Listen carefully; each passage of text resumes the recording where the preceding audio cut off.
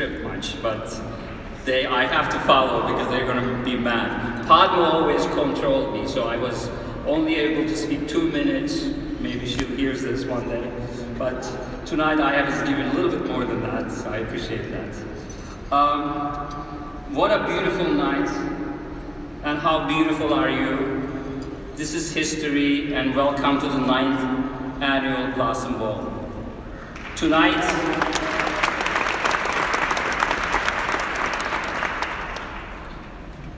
Tonight is a special night. It's our night, but it's also a night for the patients who are afflicted with this disease all over the world. They said estimate number is 200 million. We like to recognize them here.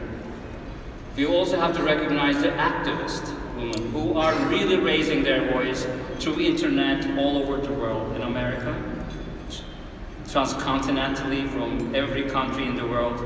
They are the reason why this disease has come to this level now. We are recognizing it. We have an extraordinary evening planned for you, one that I hope will not only educate you about endometriosis, but also will inspire you to join the mission to create awareness around this disease.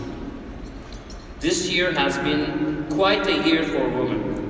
It began with the Women's March in January 2017. Most of us know. And a groundswell that followed as everyday people took ownership of supporting social justice, reproductive justice efforts, as they declared that they would stand for nothing less than the full protection of their rights, their health, their safety, and their families. We are in the midst of a global feminist movement that called out the Whisper Network and brought issues into the open. Hashtag #MeToo, Time's Up, and the Women's March have mobilized a nation of women. Let's include men also, please. As suggested my daughter also. And inspired the real change. An infectious, nuclear shift in the consciousness of America that morphed into a global feminist movement that said, no more. Come on. Thank you. From the first day in 2009, when Padma Lakshmi and I joined forces to let the world know about a little known but widespread disease affecting, we are estimating, 1 in 10 women of reproductive age. The Endometriosis Foundation has not wavered from its mission. EndoFound, as we are often called, is prioritizing disease recognition. That is early recognition, adolescent time, in young women ages, in college, providing advocacy, facilitating expert surgical training, and funding landmark endometriosis research. Let me ask you, how many people know about endometriosis before they come here? You know, this was almost 1 or 2 tables when we started. This is the change we started. Since 2010, EndoFound has hosted its annual Blossom Ball in the spring to recognize Endometriosis Awareness Month. It's the foundation's primary fundraiser, and monies raised go towards education, awareness, and research.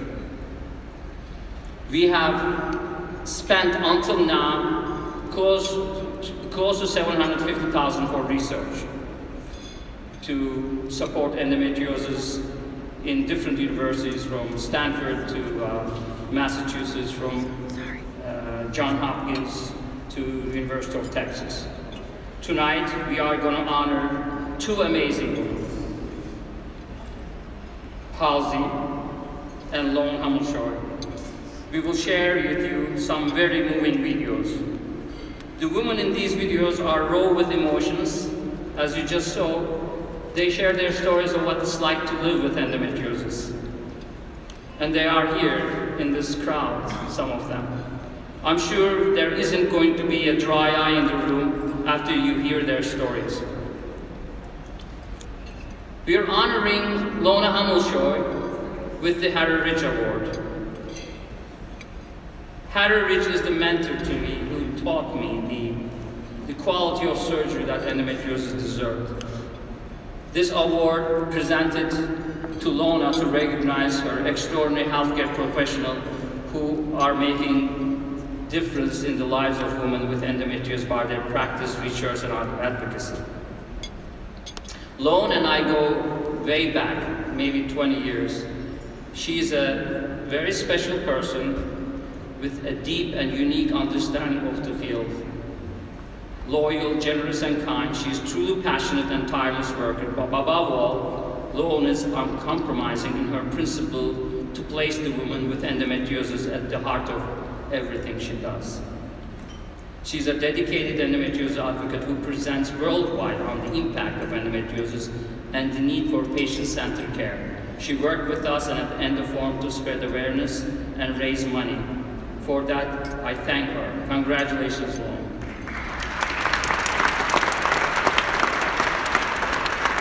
The catch is, as you will hear tonight, Lone is not here.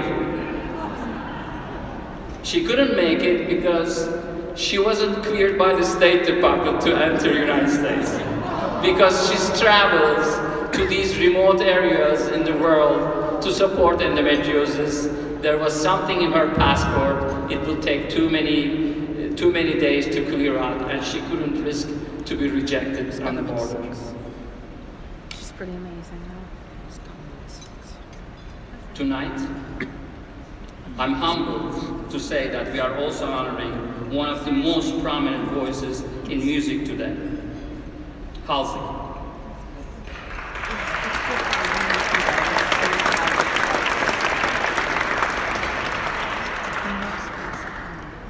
This Grammy-nominated phenomenal young singer, songwriter has become a breakout pop star in 2014.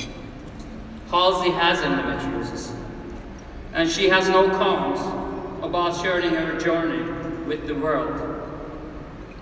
She appeals to a population of listeners, young women in particular, who may be suffering from undiagnosed endo. Before I met Halsey tonight, I met her over the internet. I listened to her speech in Women's March. I must say I had goosebumps on my arms, maybe all over. It was so powerful. Halsey's courage to share her endo journey hopefully will open the eyes of so many more young women about endo and set them on a course towards the care they deserve. Killer cramps are not normal. And best treatment for endo is early diagnosis and well-timed intervention. Quality of surgery does matter. I'd like to thank Halsey and so many of you in this room tonight for taking the lead and the shining light on this public health crisis in women's healthcare. Thank you for coming.